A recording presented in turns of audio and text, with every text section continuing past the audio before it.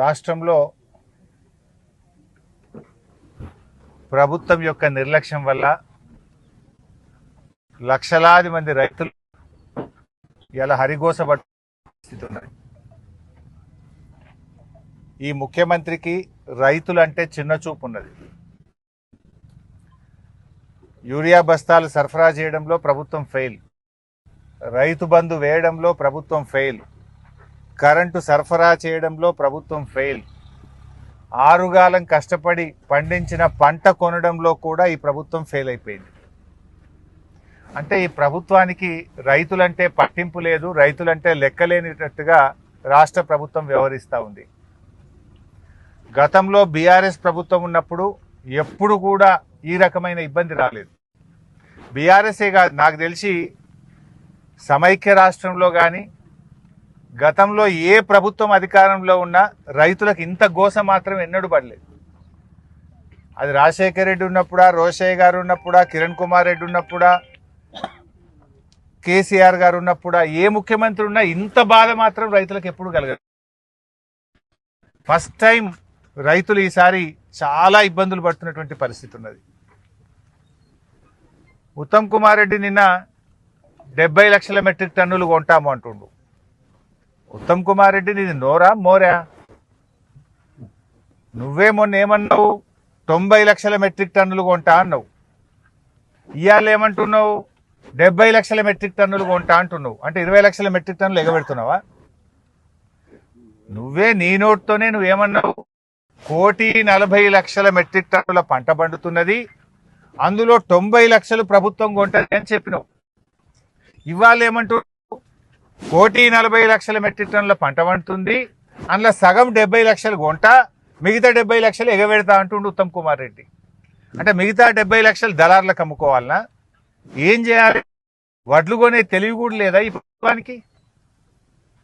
ఏమనంటే కేంద్ర ప్రభుత్వం మీద నెపం నెడతా ఉన్నాడు ఉత్తమ్ కుమార్ రెడ్డి. కేంద్రం 51 లక్షలే ధర్నా చేయి.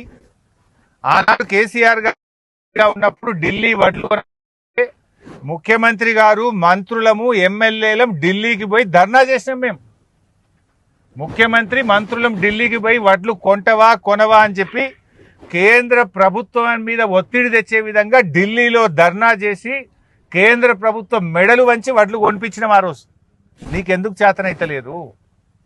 కేంద్రం కొనకపోయినా కేసీఆర్ వడ్లు కొన్నాడు, రైతులకు ఇబ్బంది కాకుండా చూసుకున్నాడు. నువ్వు ఢిల్లీ పోయి ధర్నా చేయి, కేంద్రం మీద ఒత్తిడి తీసుకురా, రైతులకు ఇబ్బంది కాకుండా వడ్లు కొనుగోలు చేయి.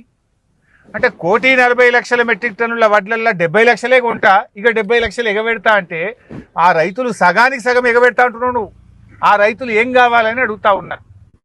మొన్నటికి నిన్నటికి 20 లక్షల మెట్రిక్ టన్నులు ఎందుకు మాయం చేసినావని అడుగుతా ఉన్నా. రేవంత్ రెడ్డి అంటుంటాడు, ఎవరైనా తాలు పెడితే తోలు తీస్తా కూర్చొని డైలాగ్ కొడతాడు. నేను ఉత్తమ్ కుమార్ రెడ్డి అంటుండు, తాలు పెడితే నేనైతే కఠినమైన చర్యలు తీసుకుంటా మిల్లుల మీద అంటుండు. నేను అడుగుతున్నా, ఇవాళ పొద్దున్న నుంచి నా నియోజకవర్గంలో నాకు 20-30 ఫోన్లు వచ్చినాయి. నంగనూరు మండలం ఖానాపూరు, ఖాత, వెంకటాపూరు, నర్మెట, పాలమాకల, సిద్దిపేట అర్బన్ మండలంలో ఎన్సాన్పల్లి, మిట్టపల్లి, అదేవిధంగా పుల్లూరు, రావురూక్ల, రాఘవాపూరు, ఇటు మల్లారము, సికింద్లాపూర్, ఇట్లా అనేక ఫోన్లు వస్తున్నాయి. 43 కిలోలు పెట్టమంటున్నారు సార్, మిల్లులు దించుకుంటలేరు సార్, 43 కిలోలు ఇస్తేనే మేము దించుతామని మిల్లులు అంటున్నారు. ఒక బ్యాగు మీద 2 కిలోలు ఎక్కువ పెట్టమంటున్నారు. అంటే క్వింటాల్కు 5 కిలోలు పోతుంది, ఎకరాకు 150 కిలోలు పోతుంది. రైతు ఎంత నష్టపోవాలి? ఈ తరుగు మీద మీ ప్రభుత్వం ఈ డైలాగులే తప్ప యాక్షన్ లేదా? రైతులు కానీ మా కోఆపరేటివ్ చైర్మన్లు డిఎస్ఓ గారికి ఫోన్ చేస్తే జిల్లా అధికారి ఏమంటుండంటే, మీరు మిల్లులతో మాట్లాడుకొని ఏడుకోవాడికి. డిఎస్ఓ బాధ్యత తీసుకోవాల్సిన జిల్లా అధికారి రైతులతో ఏడుకోవాడికి మీరు మిల్లులతో మాట్లాడుకోండి అని రైతులకు సమాధానం చెప్తున్నారు. ఇదా చెప్పాల్సిన బాధ్యత? ఇవాళ ఏ మంత్రి అన్నా ఈ రోజు వరకు ఒక కొనుగోలు కేంద్రానికి వచ్చిండా? ఏ అధికారన్నా తిరుగుతా ఉన్నారా? ఇలా పట్టింపు లేదు. ఈ రోజు రాష్ట్ర వ్యాప్తంగా రాస్తా రోకలు అవుతున్నాయి. మిట్టపల్లిలో రాస్తారోకో అవుతుంది, నంగునూరులో రాస్తారోకో అవుతుంది, చిన్నకోడూరు మండలంలో రాస్తారోకో అవుతుంది. పాపం ఏం చేయాలనో అర్థం కాక రైతులు రోడ్లు ఎక్కుతున్నా కూడా ఈ ప్రభుత్వానికి కనికరం లేకుండా పోతా ఉంది. ఇలా రోహిణి కార్త్ వచ్చినా ఇంకా కల్లాల్లో వడ్లు అన్నీ ఉన్నాయి. రోహిణి కార్త్ వస్తే జనరల్గా రైతులు దుక్కి దున్నడం స్టార్ట్ చేస్తారు, వానకాలం ప్రిపరేషన్ స్టార్ట్ చేస్తారు, వర్షాకాలానికి వ్యవసాయ పనులు ముమ్మరంగా చేసుకునే సమయం వచ్చింది.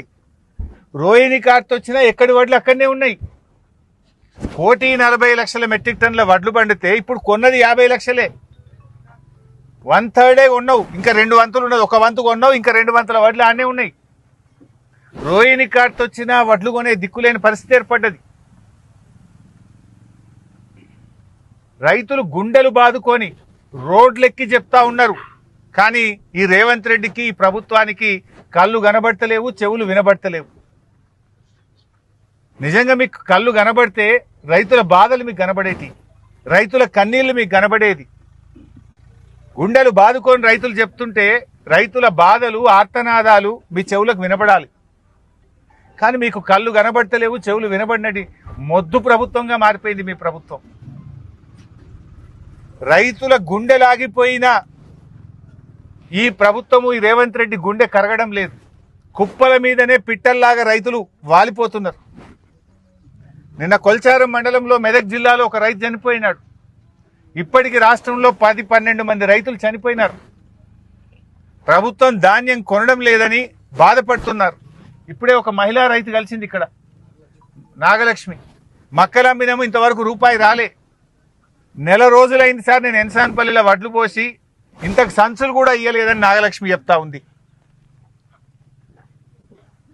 ముఖ్యమంత్రి ఏం డైలాగులు కొడుతుండు, మిషన్ మోడ్లో వడ్లు కొనుండ్రు అని హైదరాబాద్లో కూర్చొని డైలాగ్ కొడుతుండు. మిషన్ మోడ్ అట. నీది మిషన్ మోడ్ కాదు రేవంత్ రెడ్డి, నీదంతా కమిషన్ మోడ్. మిషన్ మోడ్లో కొంటే నత్తలు కూడా సిగ్గుపడతాయి. నువ్వు వడ్లు కొనే పద్ధతి చూస్తే నత్తలు కూడా సిగ్గుపడతాయి. రోహిణి కార్త్ వచ్చినా 3వ వంతు వడ్లు కొనలేను ఇప్పటికి. నీ మిషన్ మోడ్ అంతా కాగిదాలకే పరిమితమైంది.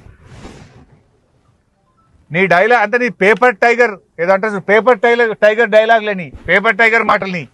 అసలు వాస్తవం లేదు. నువ్వు హైదరాబాద్లో మిషన్ మోడ్లో కొనమంటే మరి ఎందుకు కొంటలేరు? ఎందుకు తరుగు పెడతా ఉన్నారు?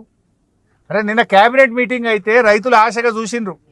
మంత్రులు, ముఖ్యమంత్రి మా గురించి పట్టించుకుంటారేమో, మా గురించి ఏమైనా మాట్లాడతారేమో, ప్రభుత్వం ఏమన్నా మిల్లర్లకు, కలెక్టర్లకు డైరెక్షన్ ఇస్తుందని ఆశపడితే నిన్న క్యాబినెట్ మీటింగ్లో రైతుల గురించి ఒక మాట కూడా మాట్లాడలేదు మీరు.